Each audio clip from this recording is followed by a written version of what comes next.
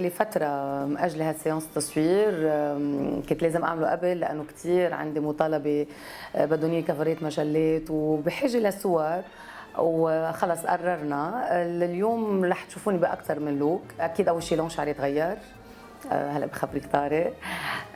رجعت للوني الدارك براون والخصل والهيك اللي هو هلا لئين اكثر شيء، انه رسيم غامق وتفتيح من تحت، وهذا لوني، هذا اللي برحله.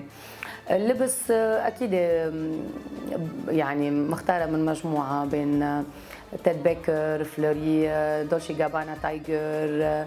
اخترت الاشياء اللي انا بحبها لانه هلا الموضه كثير ليس، الجلد، التايجر، فلوري، وهذا روحي انا، هذه الاشياء اللي بحبها. فاخترنا 3 4 اشياء حلوه لوكات وردي قلنا لشربل نصور، فهو هن هيدا اللوك اللي طالعه فيه اليوم. ليكي انا الموضه عندي كثير بتطلع شو نازل، يعني الماركت اللي بحبها بتطلع عليها، والماركت يوم ما بعرفها بتطلع عليها. باخذ جنرال شو اللي اكثر شيء، بس اهم شغله بالموضه اللي عندي بحس انه انا شو برحله.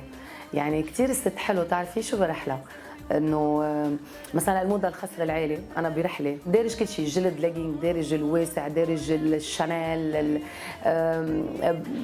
الماركات اللي بحبها بتبعها. بشوف اللي انا بحبها، مثلا ممكن يعجبني بلوزه عند دولشي او جيليه عند جيانكو فاري، عرفتي كيف؟ حسب. ممكن اخذ اللون ما يكون في شيء انا بحسه، بس انه بحاول اكون بالموضه ان واخذ لي اشياء انا بترحلي، ولازم تكوني ان بالموضه لانه الناس بتنطريك لتشوفي اذا لابسه هلا الليس الاحمر او لابسه الزنار اللي دارج، او بياخذوا منك ليلبسوا مثلك او بيسالوك من وين جايبتي. بس بذات الوقت بحافظ كثير انه كثير يكون اللي بقلي، يعني مش رح تيجي تلاقيني مره لابسه سكربيني مثلا هالقد وانا ملحم لطولي وشكلي ما رح تكون اللي بقتلي يعني. بس كثير بقين بالموضه، واكيد بتابع الفاشن على التي في، بشوف على الانترنت، في عندي ناس كمان بتساعدني مثل ألفت وكذا الاشياء، وهيك بتصير. دولشي جابانا بتوفق كثير، تيري ماجلر بحبه كثير. في ايام مش اسماء معروفه، تلياني او لندن. تيد بيكر بحبه، مش انه مش هو معروف، انه في ايام كمان ماركات ما بتكون هيدا، بس بتاخذي مني اشياء.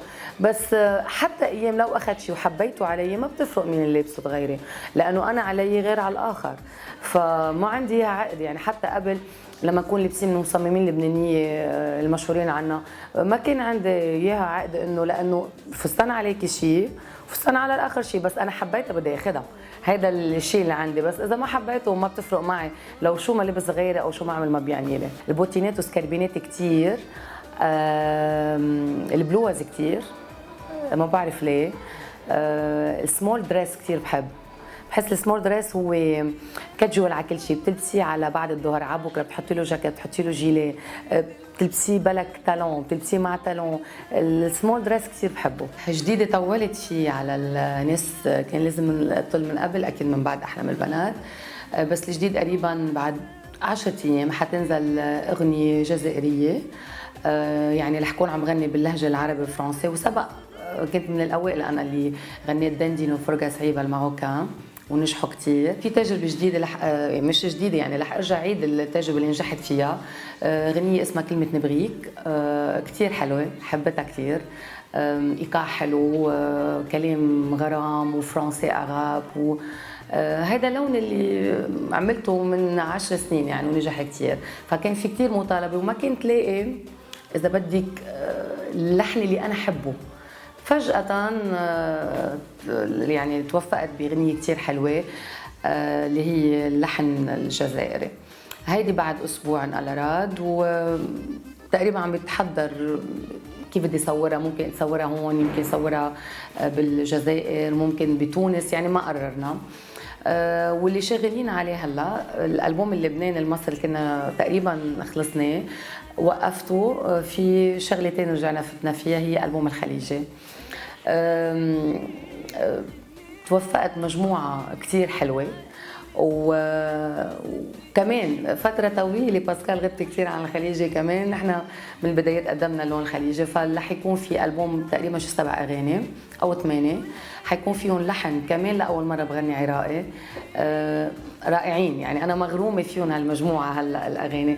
أول مرة بغني عراقي رح يكون في بالألبوم الخليجي، رح يكون ألبوم خليجي فيه إيقاع الخباتي، في الشجن، في حلو كتير. الكلام الأغلبية رح يكون للشاعر سعود الشربتلي، مبدع بالكلام كتير حلو كاتب، وحيكون مجموعة بعدين بنحكي بلقاء تاني بنقول مين الملحنين.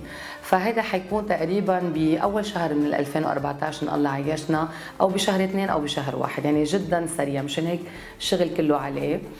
وهول جداد هلا اللي ماشيين فيهم الالبوم الخليجي والغنية الجزائرية اللي نازلين فيها هلا. راس السنة حكون بالجزائر. صراحة كان في عدة عروض بين أردن وبين تونس، اخترت الجزائر لأنه ولا مرة عاملين نيو يير بالجزائر، فرح التقي بجمهوري بالجزائر، وان شاء الله تكون حفله مميزه وحلوه. كلمه لنواعم بقول لكم ميرسي كثير، انا من متتبعكم دائما بفوت وبتفرج وبتنزلوا كثير حلو، بتنزلوا عن المراه، عن الصحه، عن كل شيء بحاجه للواحد يعرفه. بقول يا رب، عم ضلنا نقول يا رب، بس يا رب يا رب يا رب 2014 والايام اللي جايه تكون حامله معك كل محبه وسلام للوطن العربي. كفى كفى حرب، كفى قتل اطفال وتشرد. ان شاء الله 2014 تكون حامله اشياء حلوه كثير. انا بوعدكم رح ارجع باعمال كثير حلوه، وبحبكم وبتشكرك لإلي كلير، وان شاء الله نواعم تضل نواعم.